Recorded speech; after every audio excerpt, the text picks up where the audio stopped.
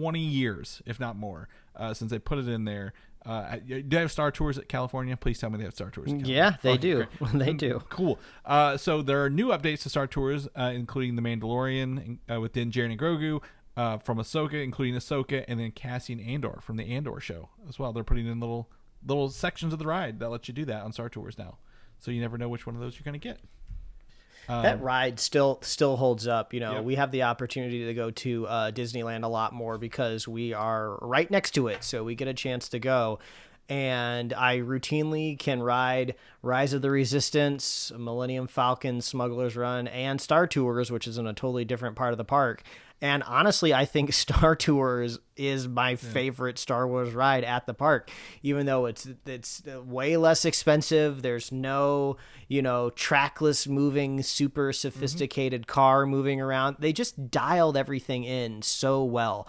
All of the show effects work so good. There's like a physical moving C-3PO in the front of the car. Oh, yeah. There's like a video screen in the corner that takes a picture of somebody, and they're the spy. You got to look out for them. And the car is just synced perfectly to the video in front of you. And any seat I've ever sat in inside of that, it works. Like the 3D perspective. It all is astonishing. And I get a little motion sickness, just a little bit at the end of it every time, but it's always like totally worth it. So that's the ride I will walk out of and then walk back in if there's no line. I will literally do this because Star Tours is such a unique thing. There's usually about 3 sections per ride, and you don't know what you're going to get, right? They always mix and match the sections, so it's like a randomized roll of the die anytime you get on Star Tours. So adding these new ones in is going to be great. It's going to really modernize them. I think it's a great selection of characters as well.